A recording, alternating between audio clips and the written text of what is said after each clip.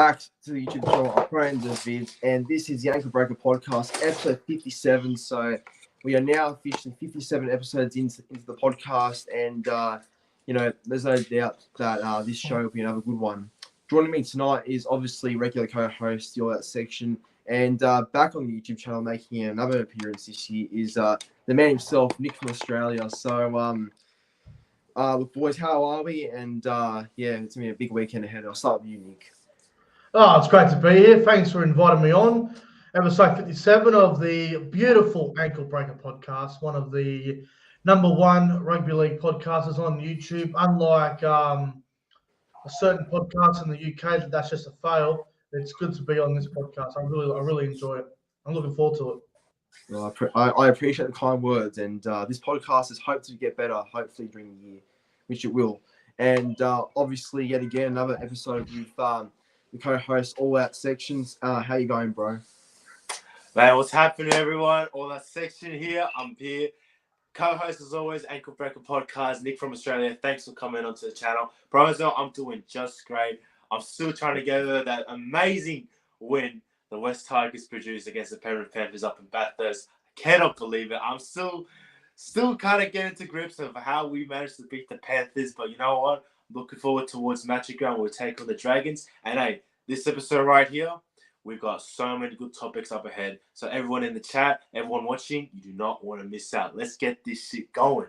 I couldn't have said it better there. And look, Tigers winning on Saturday was awesome. So I think that's it'll be their only win of the season too. Oh, I wouldn't start talking. You guys are where we are. Oh well, at least you beat Penrith, so you'll take that. So I'll take pretty it. good, yeah, for real. Anyway, looking into the live chat to see who we've got on this Monday night. Got a good crowd actually. Got Devil_Sai in the chat, and he says just quickly thoughts on the Queensland teams being listed as the away team every year for Magic Round. So more games are played at Queensland every year, and so they get one less away game. Well, I guess the best example of that is Manly Broncos, because obviously that's our home game on Friday at Suncorp, and that's a Broncos away game. So that is quite interesting. What's your thoughts on that? Just quickly, both of you.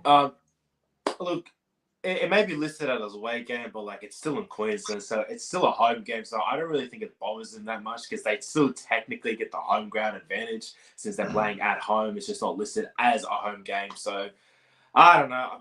I'm not familiar with all the match fixing and all that stuff, but honestly, I don't think the teams are really fussed about it. Yeah.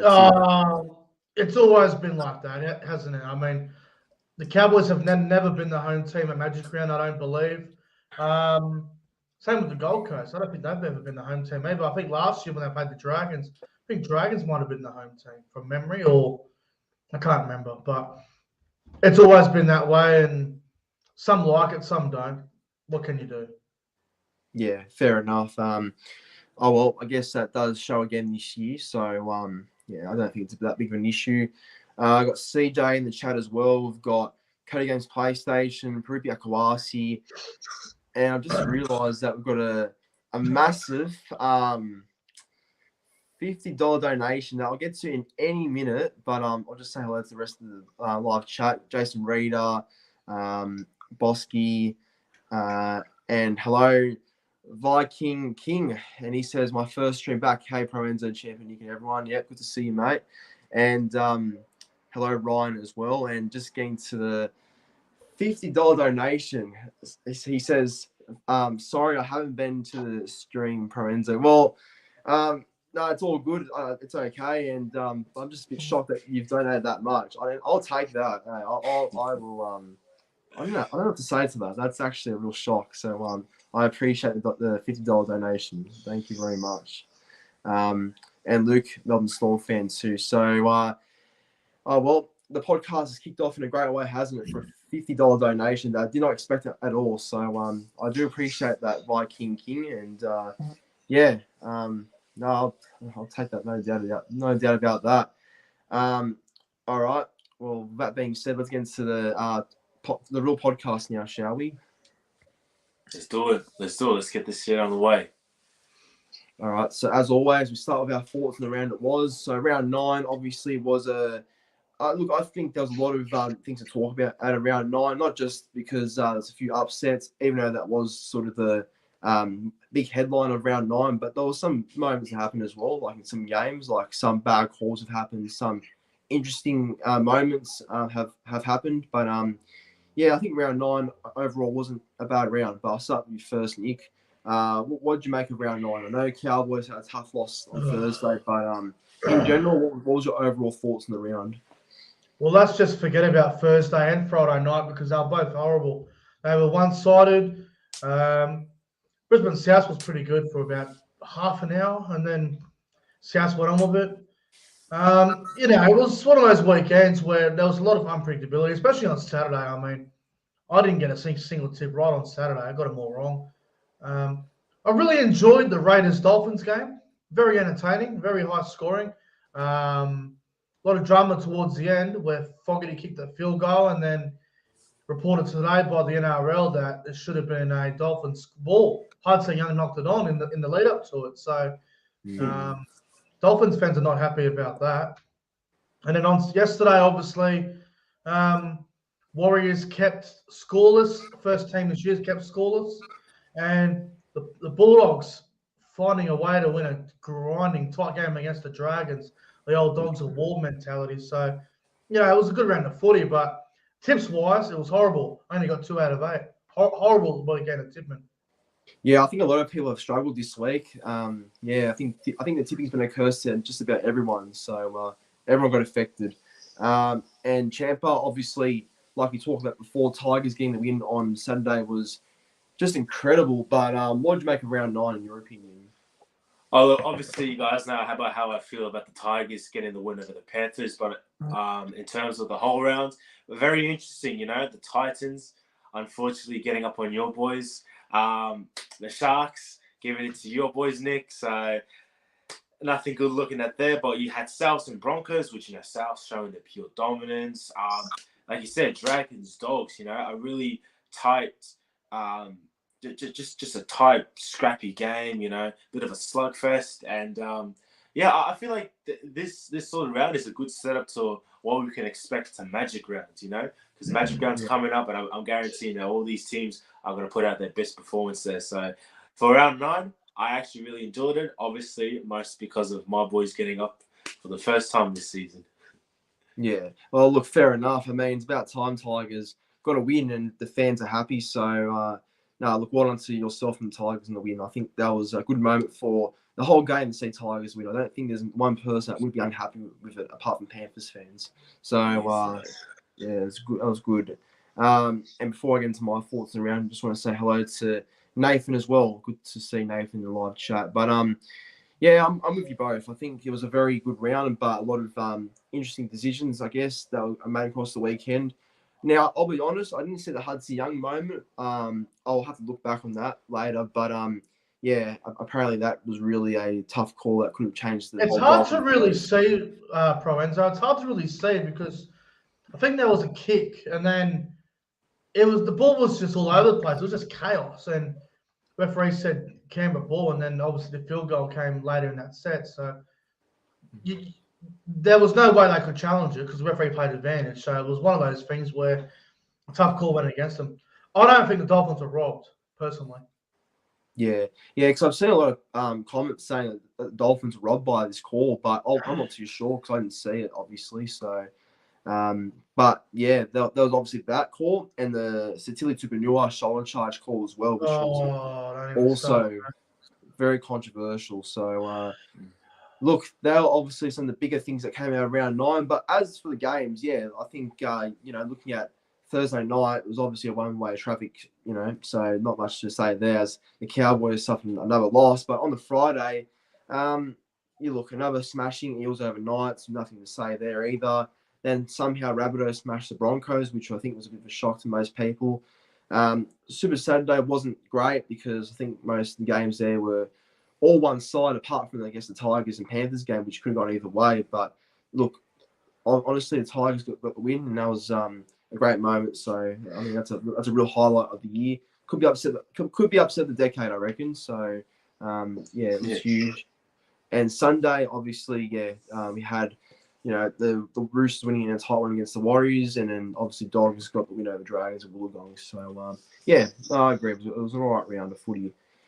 On to the player of the week from round 9 now. So, look, there was a lot of standouts, obviously, from the weekend of round 9. But if you had to pick one player, who would your round 9 player of the round be? I'll start with you first, Champa. Who would your best player of the week be? Look, man, I have to give it to him. He's been playing so good lately, and he needs that number 6 jersey for the Blues. I'm going Nico Hines, man. Yep, good call. All right.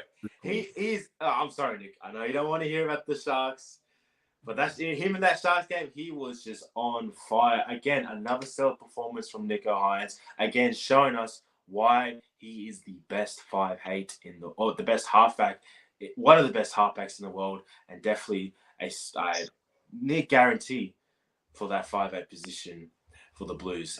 His kicks were on point. His passing game was great. Made some, really confused the Cowboys defense with his footwork. If there's someone I can see going back-to-back Dally M's, is this player right here, Nico Hines. But, just a great performance from him. Yeah, fair call. He was definitely good on Thursday. And Nick, who would your round 9 player of the week be? Campbell Graham, hands down. Absolutely hands down. What more does he have to do to get that New South Wales Origin jersey? I don't care if he's playing right wing or right centre. Get him in the team. He is the best centre in the game right now.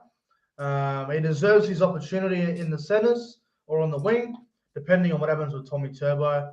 But Campbell Graham, just put him in there. He destroyed an England centre the other night in Herbie Farmworth. If that isn't convincing, then I don't know what is. Campbell Graham, player of the round, and must be in the New South Wales team. Yeah. Oh, yeah, for sure. I'd pick him. I'd pick Campbell Graham in my team as well. And if he's not there, well, Freddie's got some explaining to do, I reckon. So hopefully he grabs the spot. As for me, though, I think I'm with Champa on this one. I think Nico Hines is also my player of the round. I think what he did on Thursday was class, and there's a reason why, and a case to be made about him going back-to-back for Dally M's, because he's a game-changing player, and he's obviously a class player, but just also a class human as well, because when he won the medal, the Paul Green medal, the inaugural one, he gave it to both of Paul Green's kids. So that was, very nice of the act to do. So I go over to Nico Hines for my player of the round as well. Looking in the live chat, hello Jaden. He says he's pumped for Magic Round, and I've also got Harry G says Turbo is overrated. I don't know what you mean. Overrated. I don't know what you mean by that. Because he's definitely not. But anyway, each to their own. That's pretty funny. Yeah, I don't know. Don't agree with it. All right, we'll get into the topics now. The main topics of the show. And there's no better way to start it with this news. Obviously, it's close to my heart about this one, but he's back. And Jeff Tuvey has made a return to the Sea Eagles as a pathways coaching coordinator. So basically, that is, he'll be sort of looking out for the kids and the young talent out there. Basically, he'll help the Jersey Flegs side, the Harold Matthews Cup, the Tasha Gale NRLW team and stuff. So he'll be looking at all the talent there and sort of finding the best locals from the area and stuff like that. So he was at Manly a couple of years ago, as we all know, as a head coach, until he got sacked in 2015, but does come back, and I think it's very nice news for any Manly fans to hear. I'll start with you first, Nick.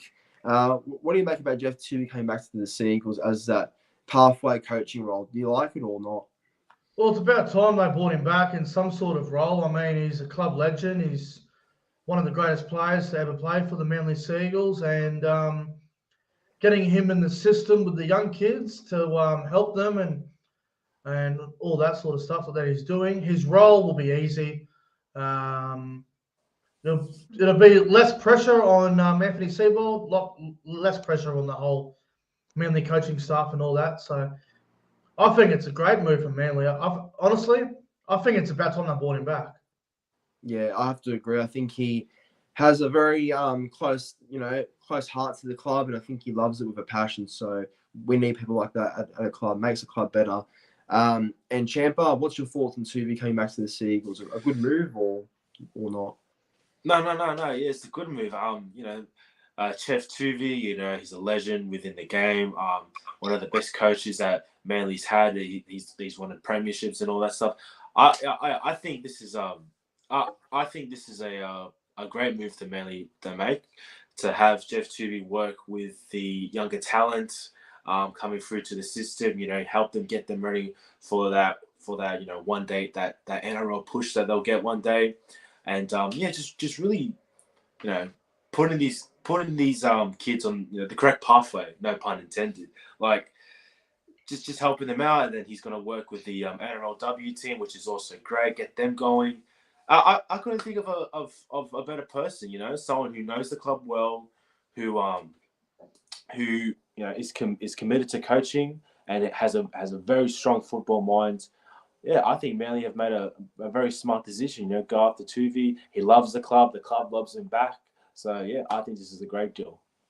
Yeah, and I will be honest. I think it was always hard to see him come back after the way he left the club in 2015. But I'm just glad he's back in some sort of capacity, as he's very important to the club because of what he's done there and how much success he has gathered at Manly. But working in a junior role, like a pathways role, is an interesting one because he's never been involved with juniors, I don't think. So it's a very new role to him. But look, I think since he's a Manly man, since he knows the area pretty well, I think you can rely on him to get the best young talent up and going, and make sure that they're the ones that to pick and have a future going forward. So I think Tuvi's the right man for that job, and hopefully it's a good one. So I like it too as a Manly fan, so I'm happy with it.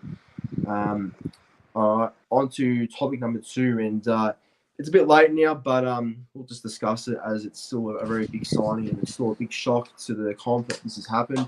But Jack Whiten, he's off to the Rabbitohs on a 4-year deal until the end of 2027, obviously starting next year. And it's a very big signing for South, because I think where he'll play is remains to be seen. But I think it's going to be sent either way with someone moving out. But it's a big one because I never would have thought that he would have left Canberra, and I generally thought he'd always be a one club player. I think we all thought that, but South's got him now, and it's huge for their club. What's your thoughts on this one, Champa? One at South, he joins his mates like Latrell, Walker, and playing outside Johnson, Graham to make the whole team look so much dangerous. What's your thoughts on it? Yeah, look. All right, career-wise, it is a great signing for both ends for Whiten and for Souths. Whiten, he always wants that. He always wants to find that club to give him that next push, and so obviously one day win him a premiership. And Souths are on a roll right now with their players, and he can slide in anywhere he goes, whether it's a centre, whether it's somewhere in the halves. Hell, he can even have a stint in lock, and I still think he'll kill it. So I think this is great. I think South's going to be a perfect home for him. The only thing I'm a bit, just a bit iffy about is just the sort of exit he's having with Canberra. I know it's technically on good terms, but it's like what Whiten's saying to Canberra is that you guys aren't going to win me a premiership, so I'm going to go and find a place that's going to win me a premiership. And we all saw how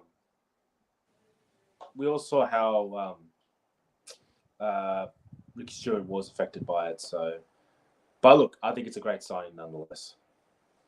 Yeah, because I think Stewart was crying in the press conference when he was asked that question about Whiten and his departure. So yeah, it obviously is a very sad moment for Stewart, as I think he has a good relationship with Whiten. So, but as a whole, losing Whiten to the Raiders is huge. So it's a loss that they'll miss heaps. And Nick, what's your thoughts on Whiten going to South? Do you like it, or would you have thought that he'd go in a different direction? Ricky Stewart needs to put the crocodile tears away now. I mean, the NRL's a business these days.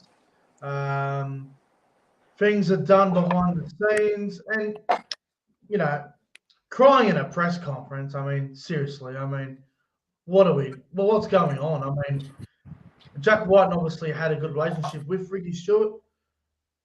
Come on, don't be crying in the press conference. Just say, look, we're upset he's leaving, and that's it. Don't need to be crying. That's just so stupid. But big signing for Souths. I think they're a premiership threat this year. So even getting Whiten for next year it makes them even a bigger threat. So yeah, they better win a premiership under Jack Whiten when he's there, or it's going to be a fail. So he's got to win a comp. He's got to win a comp at South. Otherwise, it's a disaster. Well, I think it's a great signing. Well, that's what he wants. He wants a comp at the Rabbitohs, and he thinks that he can win one there. So it's not impossible, that's for sure. And I do think there are a chance this year and next year. So yeah, I think one winning a premiership at South is definitely a possibility of happening. But as for what I think about the signing, yeah, it's obviously massive, and I think it's a great move for Whiten as he joins a club that I guess has a lot of star players, and he knows them from either the New South Wales Blues side or either the, I guess, Indigenous All-Stars team. And obviously he's very close with LaShawn Mitchell, so he gets to go back with him. So it all works out well, I think. And, you know, Canberra will obviously hurt from this loss. Their replacement's yet to be seen for next year, but they'll find someone. But as for Whiten going to South, it's a huge pickup, and yeah, it's big for the club in general. So yeah, got another donation by Viking King, and he writes, what does he write? He says, I guess I hate rabbits more than roosters now, starting in 2024. Well, you know what? Fair enough, I guess, if that's the case. But that's $70, Lorenzo. $70 in one night, I'll take that. That's more than since last week. So yeah, I'll definitely take that. So Viking King, thank you very much again for the $20 donation. Thank you very, very much. All right, on to the third topic now, and this is one that I might have a bit of a say on, as I'm not that keen on it. But Kyle Flanagan and the Sea Eagles. So there's a bit of talk that he has been linked to Manly. Where these rumors have come from, I'm not too sure, but there's been talk that he's agreed to a deal at the club for the rest of the season.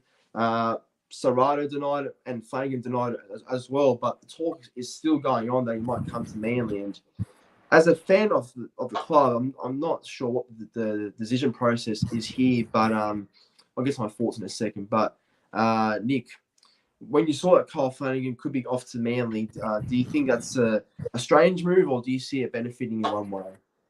Well, even Gus Gill on Twitter bloody denied the bloody rumour. He did. It's all happening. I think it's just typical old Rockfield with his reports. Once again, it's just fake news. That's all. Yeah, I was waiting for it. Fake news. It is fake news. I think so. I hope so. I don't think Kyle Flanagan will be at the Bulldogs after this season. From what I understand, Kyle Flanagan has been offered to Super League clubs. He has been offered to a couple of clubs over there in the UK. But I don't understand why he would even go to Manly. They've got Schuster at 6 when he's fit. They've got Cooper Johns. They've got KO Weeks. They've got plenty of kids there. It makes zero sense for me to see that. I don't see Flanagan going there. I think Flanagan won't be in the NRL after this year. I think he'll go to the Super League for a year or two and come back. But I think all of it is fake news. Yeah, I hope so. Especially with this Manly and Flanagan stuff. I hope it's fake. But yeah, look, I don't know. Well, I guess we'll find out in a couple of days' time on what's happening with Flanagan. Champa, what's your thoughts on this one? Do you see? Hang on, I'll just pause right there because I got donation time, baby. another donation. That's another one. Now. Cody Games PlayStation says, showing my appreciation to what you put out, Pro Enzo. Loving the content, bro. Keep it up, bro. Guys, let's get it to 100. Let's get the donations to 100. Cody, thank you very much for the donation, mate. You're a loyal subscriber of the YouTube channel, and I'm glad that I'm glad you're enjoying what's happening on the channel. So yeah, the $10 donation is very much appreciated. So thank you, Cody. Very nice of you. But yeah, look, that's $80 a night. Didn't expect that, but you'll take it, obviously. But as I was saying, Champa, what's your thoughts on Kyle Flanagan and the Manly rumours? Do you like them, or like do you think it's fake, or do you think it's accurate? What do you think? Oh my god. Honestly, I bet it was just some sort of whisper that went through the club, and then some media guru or journalist probably heard it and thought, oh shit, Flanagan's going to Manly. Like, it's not happening. Flanagan's denied it, Seabolt's denied it, Gus denied it, and I'm sure a lot of people are going to keep on denying it. He's not going to Manly. So all these journalists out there like James Hooper, Paul Crawley, Buzz Rothfield, will you just put your pens down, stop making some fake fucking news, all right? He's not going to Manly. Why would Manly even want him? They've got DCE, they've got Schuster, and they've got Weeks and Johns coming through the system. Like, they don't need Flanagan. And look, I've tried defending Flanagan for a while, but the kid has no future in the NRL. Seriously, he's just not that good. And maybe a stint in Super League where he can try and reinvent himself, like, players like Justin Hastings did in the past. Brody Croft, he's currently doing it right now. Bevan Francis. I think a move to the Super League where he can kind of reinvent his whole game style would be perfect for him. But look, apart from him going to Manly, that ain't happening. And I'm sure you wouldn't want it, Lorenzo. I'm sure a lot of fans wouldn't want it either. And I'm pretty sure Manly doesn't want him as well. So we shouldn't. Yeah, typical, just typical media bullshit. I hope so. I don't agree with it one bit. But I guess as we can see in the live chat, I've reached $100 tonight. So all those donations are going to pay off Magic Round. I think that's going to help me after being broke for the weekend, because I'm going to have no cash over the weekend. So it's going to hurt me. But all these donations are going to help. So I'll take what I can get for now. So thank you again to Viking King for the $20 donation. Jesus Christ, what is this guy?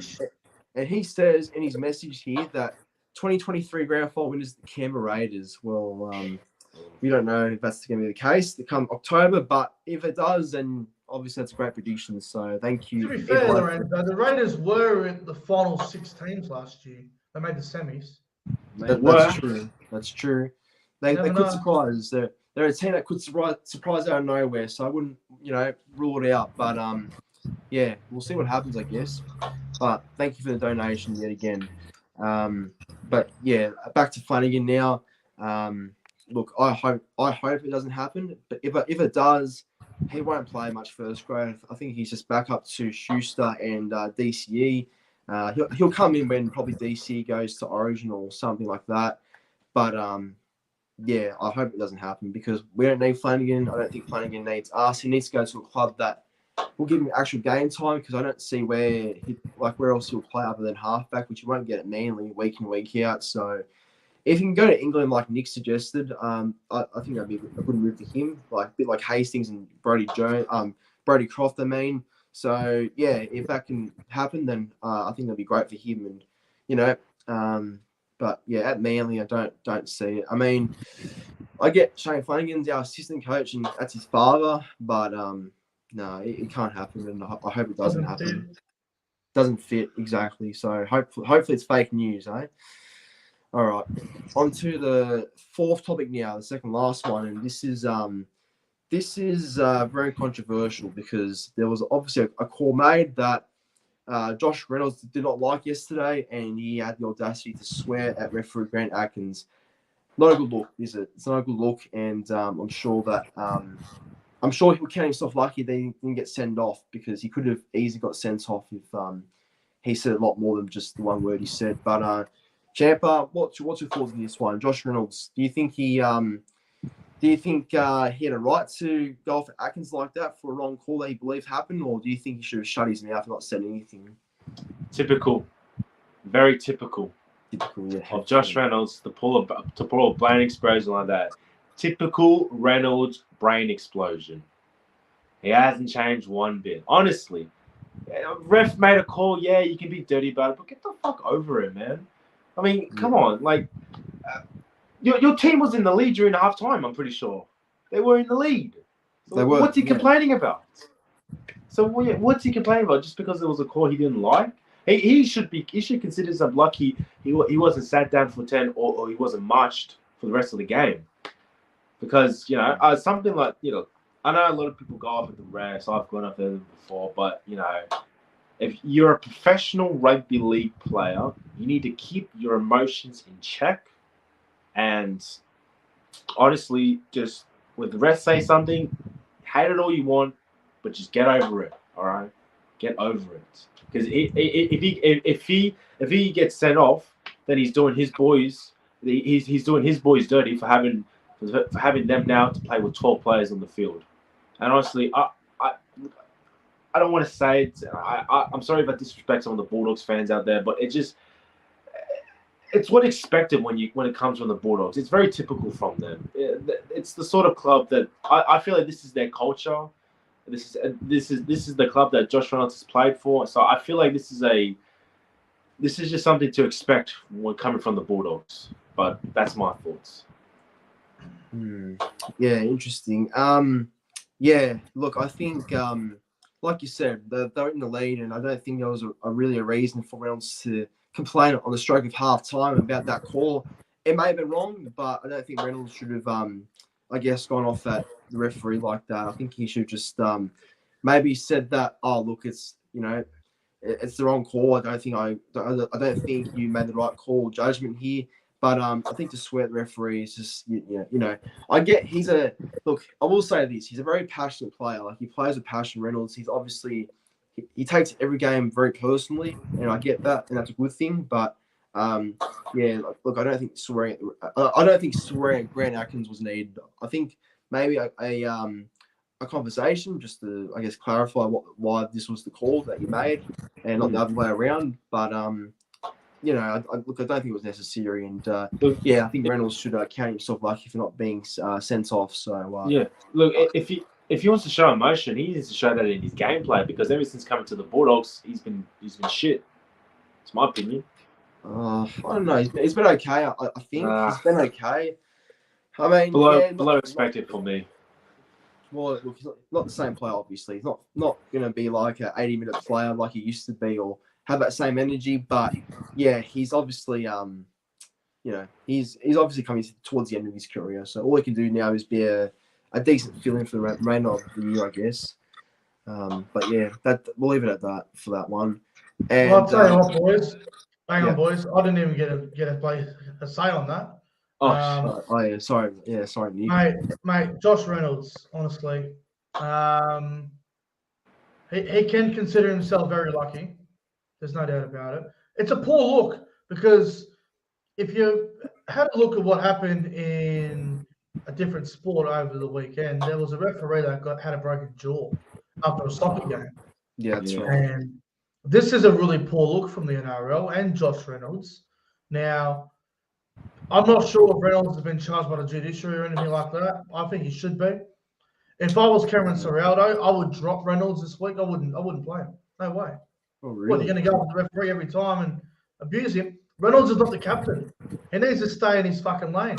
He needs to watch what he's doing. I know Reynolds is always a type of player that pushes boundaries and likes to be, a grub, as he is. But you can't be going up to the referee and getting in his face and saying, sir, because you won't get every call your way. We know that. Every call is a 50-50. So if I was Ciraldo, I would genuinely drop Reynolds for his behaviour over the weekend. Yeah, that's a big call. But I could see why that'd be the case, because he hasn't been over the moon, and the Bulldogs have got a lack of halves at the moment. I've got Reynolds, who started on the weekend and didn't do a whole lot. Flanagan got dropped. They've got that other young kid, Kyle. Aloapu, yeah. He did absolutely fuck all yesterday. Alupu did nothing in his debut. So the Dogs don't really have any halves at the moment. So it's a tough one. Yeah, it is a tough one.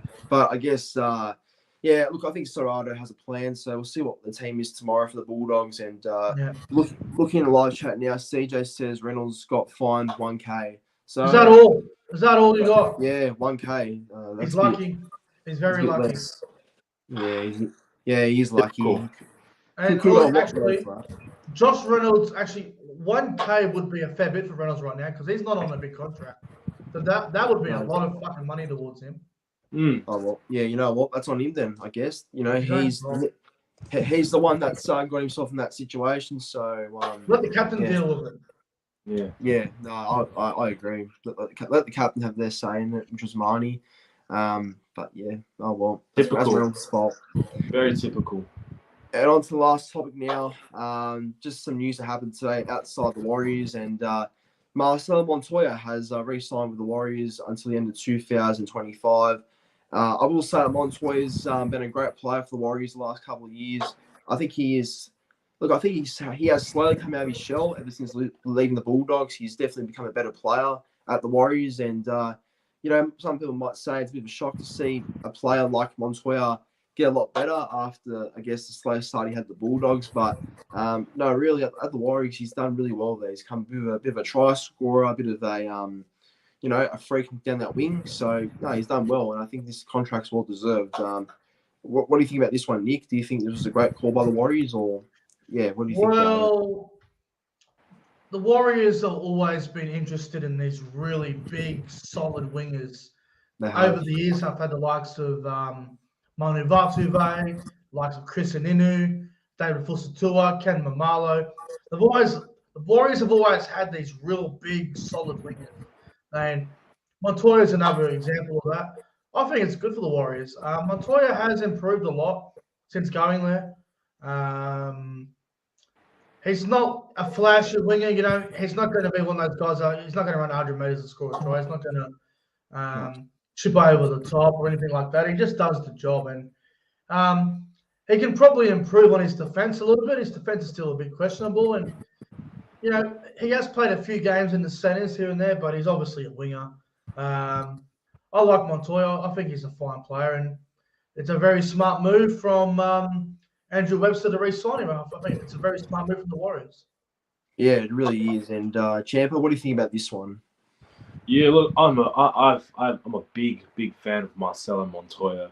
I reckon he is a player that can really stand out and be one of the top wingers in this competition. You know, he's probably one, I'd say, behind players like Sivo, Ravalawa, and To'o. He's one of the most powerful wingers going around right now. I still remember, I don't know which game it was. He pulled off this.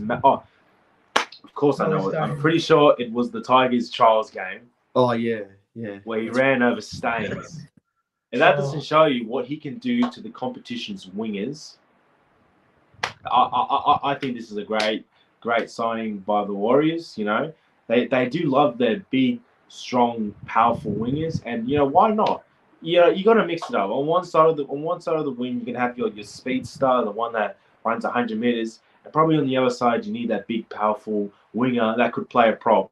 You know, bad example was probably Ockenbaugh at the Bulldogs, but a good example is Montoya at the Warriors, and I really like him. So I'm really glad that the Warriors did re-sign him, and you know, lock him in, because I know a lot of bigger teams like maybe the Roosters, the Broncos, the Storm would have looked at Montoya and thought, you know what, I could do something with this player. So good thing the Warriors locked him in. Yeah, and I think it's a smart call, isn't it? Because I think Montoya has obviously been a player that, well, you know what? It's good that he stayed, because I think a lot of players after the Warriors have moved back to New Zealand have often left and stayed back in Australia. But Montoya was one of the few players that did want to stay at the Warriors and continue his career in New Zealand. So that's real credit to him for I guess staying committed to the club. So, and yeah, based on form, he definitely deserves a new contract. So yeah, it's a real testament, I guess, to the way he's adjusted himself in New Zealand and at the Warriors. So yeah, and look, he's definitely improving game by game. So I think it's good to see a player like Montoya stand out and you know, get a bit more recognition, because I think he's always been a good player, but just hasn't quite reached his full potential. But I think you can tell the Warriors game by game that he's getting to that stage where, okay, he's serious and he's a real talent. So yeah, good call by the Warriors, and I'm sure Warriors fans are happy about this one. But with that being said, all 5 topics done, and that brings end to another beautiful episode of the Ankle Breaker podcast. Episode 57 is done and dusted. And look, I'll start by saying, first of all, that thank you to all the donations that I got tonight. Getting over $100 was something that I did not expect to get tonight. So as you can tell, I don't know how to react to all that, but I'll take it. It's gonna be needed during Magic Round. I'll say that much. So yeah, thank you to everyone that did donate tonight. Thank you very much. But Nick and Champa, it was another good episode with you guys, and thank you, Nick, for coming on as a special guest tonight. No worries, boys. I appreciate the invite. It's been good. I look forward to Magic Round. I'll see you Pro Enzo on Thursday. Yep. And it's going to be a great time. I'm looking forward to it. Cowboys to win. You know what I just realized? I hope so. I just realized this is like a mini breakdown podcast reunion right here. The old cast. Yeah, except I'm the host this time. So yeah. Oh. You're right. Yeah, you're right. But I don't know. Well, I guess I'll see you on Thursday, Nick. Should be a great weekend ahead. And Champ, I just want to ask quickly: are you coming to Magic Round or not? Unfortunately, I am not. Work. It's just a pain in my ass. I tried. I tell you, boys, I tried. I believe you, bro. I believe you. No, it's all good. And hopefully next year, bro, because I think Magic Round and all the lads being together, it's gonna be huge, eh? So hopefully next year. Hopefully next year, boys. But hey, you guys enjoy yourselves up there, and thank you once again for letting me be a co-host on the Ankle Breaker podcast. Yeah, no worries, and thanks to the live chat, and thank you to everyone for tuning in tonight. It was another very good show, and I hope everyone enjoyed. And please, if you haven't already, go and check out the YouTube channels of Nick from Australia and all that section. Both their channels are linked in the description down below, so go and check them out if you haven't already. But look, that does wrap up episode 57, 58 next week, and or actually, I don't know. I think 58 might be the week after, as next Monday I'll be returning from Brisbane. So you're going to be tired when you get home, bro. Yeah, that's true. That's true. But I'll let everyone know what's happening by that time. So yeah, don't worry, we'll have a plan. But until then, thank you for watching. See you in the next one. Thank you, guys. Thank you.